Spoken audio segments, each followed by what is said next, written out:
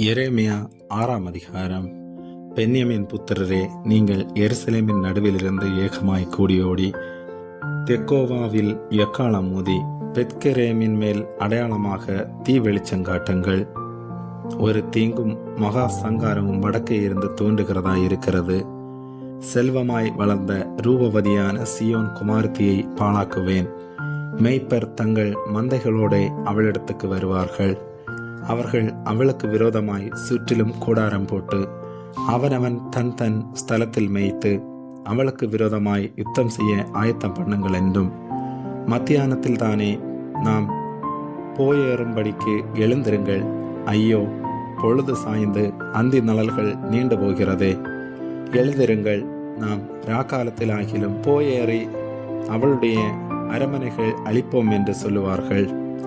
சேனைகளுடைய கர்த்தர் சொல்லுகிறது என்னவென்றால், மரங்களை வெட்டி எருசலேமுக்கு விரோதமாய் கொத்தளம் போடுங்கள். அதுவே விசாரிக்கப்பட வேண்டிய நகரம். அதன் உட்புறமெல்லாம் கொடுமை. ஊற்றானது தன் தண்ணீரை சுரக்க பண்ணுமா போல அது தன் தீங்கை சுரக்க பண்ணுகிறது. அதிலே கொடுமையும் அழிம்பும் கேட்கப்படுகிறது. துக்கமும் காயங்களும் நித்தமும் எனக்கு முன்பாக காணப்படுகிறது. எருசலேமே, என் ஆத்துமா உன்னை விட்டு பிரியாதபடிக்கும் நான் உன்னை பாழும் குடியேற்ற தேசமும் ஆக்காதபடிக்கும் புத்திக்கேள். திராட்சை குலைகளை அறுக்கிறவனைப் போல உன் கையை திரும்ப கூடைகளின் மேல் போடென்று சொல்லி, அவர்கள் இஸ்ரவேலில் மீதியாயிருந்த கனியை திராட்சை செடியின் கனியைப் போல் நன்றாய் பொறுக்கி கொண்டு போவார்கள் என்று சேனைகளின் கர்த்தர் சொல்லுகிறார். அவர்கள் கேட்கும்படி நான் யாரோட பேசி எச்சரிப்பேன். அவர்களுடைய செவி விருத்த சேதனம் இல்லாதது, அவர்கள் கேட்க மாட்டார்கள். கர்த்தருடைய வசனம் அவர்களுக்கு நிந்தையாயிருக்கிறது, அதன் மேல் அவர்களுக்கு விருப்பமில்லை. ஆகையால் நான் கர்த்தருடைய உக்கிரத்தால் நிறைந்திருக்கிறேன்.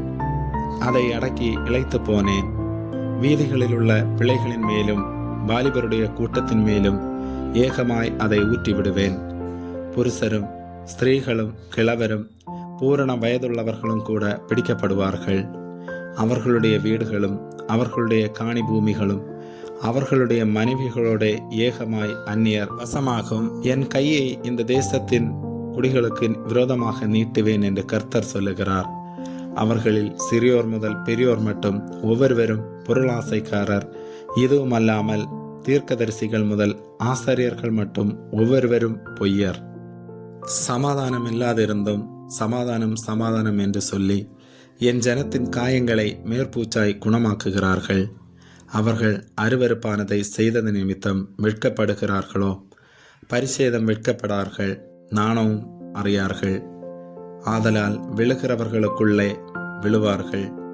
நான் அவர்களை விசாரிக்கும் காலத்தில் இடரண்டு போவார்கள் என்று கர்த்தர் சொல்லுகிறார். வழிகளிலே நின்று பூர்வ பாதைகள் எவை என்று கேட்டு விசாரித்து நல்ல வழி எங்கே என்று பார்த்து அதிலே நடவுங்கள்.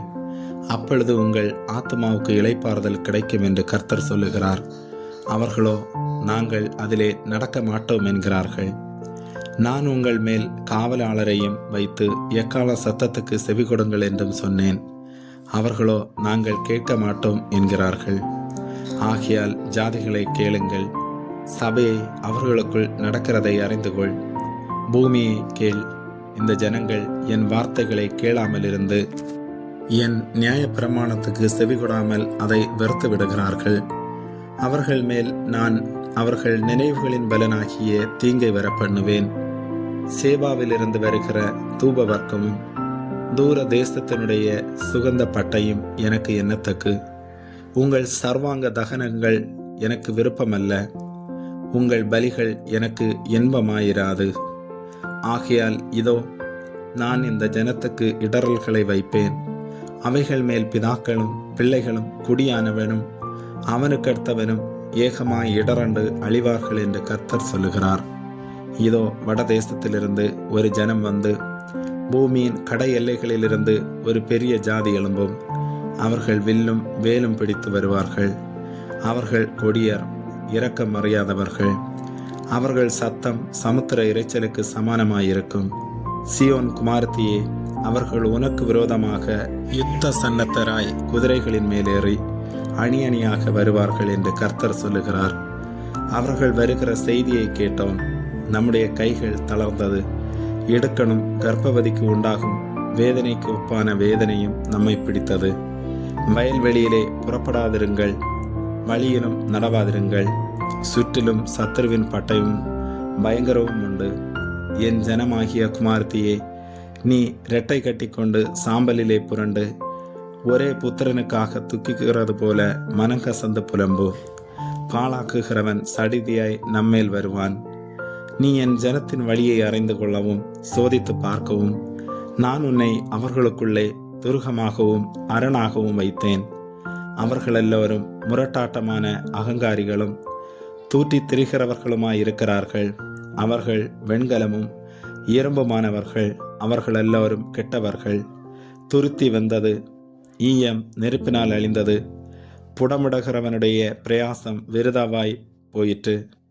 பொல்லாப்புகள் அற்று போகவில்லை. அவர்கள் தள்ளுபடியான வெள்ளி எனப்படுவார்கள். கர்த்தர் அவர்களை தள்ளிவிட்டார். ஆமேன்.